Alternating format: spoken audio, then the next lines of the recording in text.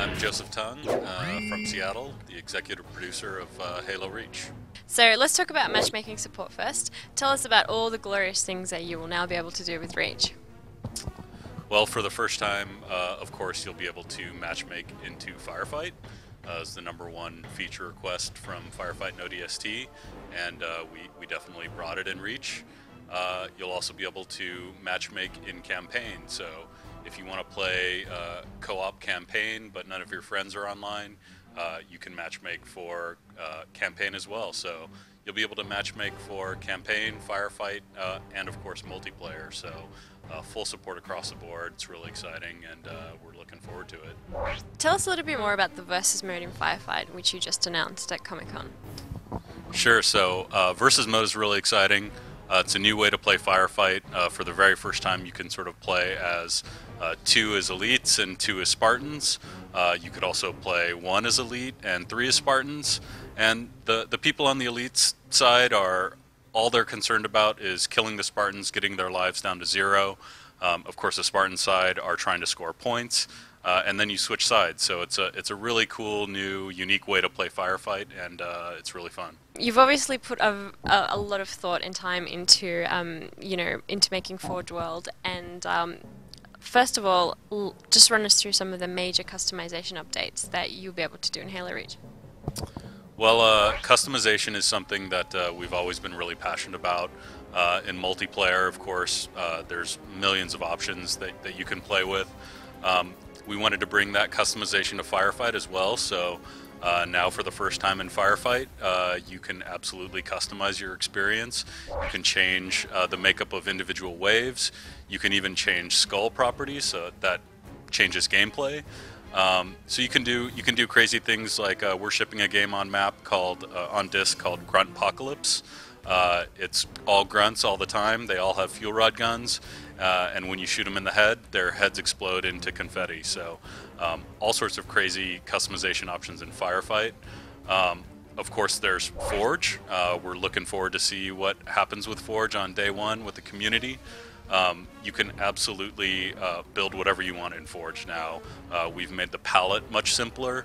We've made the pieces that you use to create things much more modular, more flexible, and we've also given the tools an overhaul, so it's a lot easier to move stuff around in Forge. You can phase objects together, you can sink objects into the ground, you can sink them into the cliff wall, and last but not least, Forge World itself, it's a giant blank canvas for the community to play with. And I think it's going to be huge for customization for players to do whatever they want.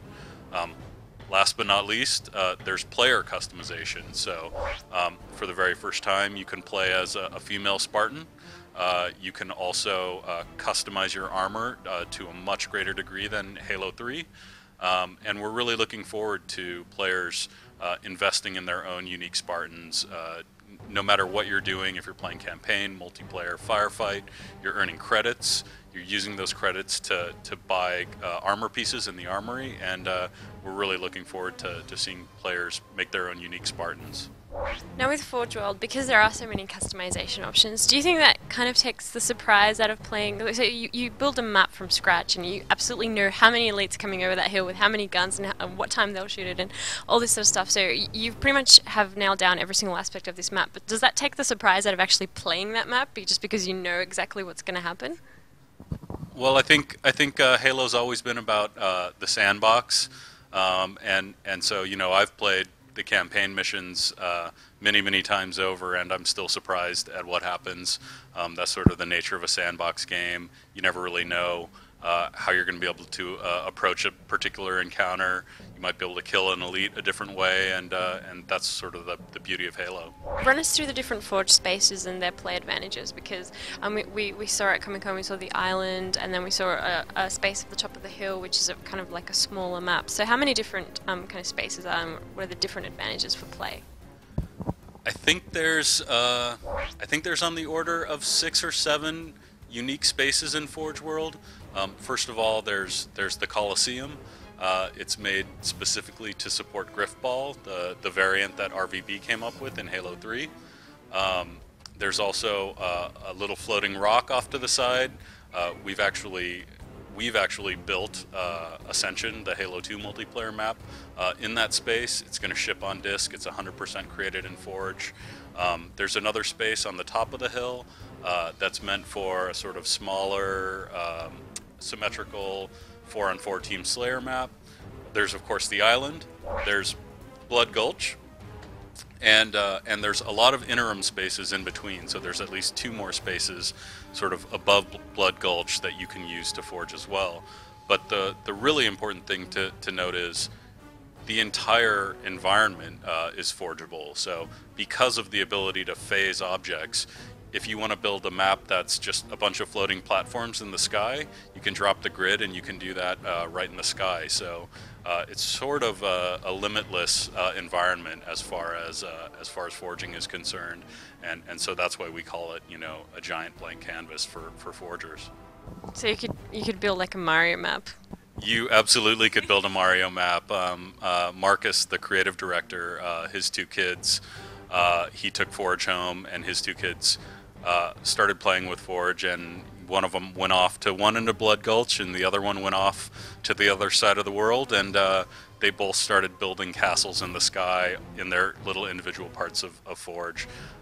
Other testers at Bungie have been making Banshee race maps with gates that you go through one after another, with dragons made out of rocks that fire kill balls across the sky. So absolutely, it's going to be pretty crazy.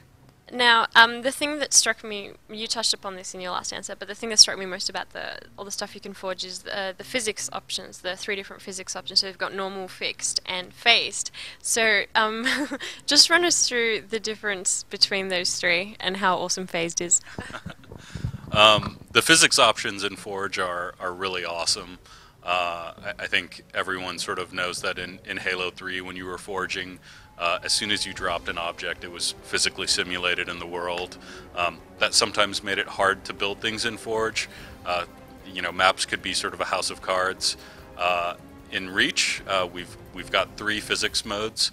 Normal is the same as Halo 3. Fixed is physically simulated, but when you drop it, it stays exactly where you left it. Phased is obviously the most exciting. Not only does it stay where you dropped it, but you can sink that object into the ground.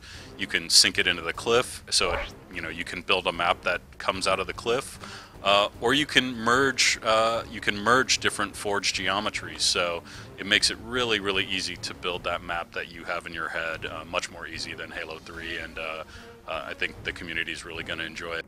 Okay, so we're talking about some pretty complex stuff here. I guess, why did you guys decide to give these options to players in Halo Reach? Well, I mean, from the very beginning, we knew that Reach was going to be Bungie's last Halo project, and we just really wanted to sort of blow the doors off and make Reach the biggest Halo game that Bungie's made yet, and we also wanted to give the community the tools to sustain the game for many years to come. So you're going to see a ton of customization options. You're going to see hopefully the community making a bunch of maps in Forge World. If stuff comes out of Forge World that turns out to be shared a lot by the community,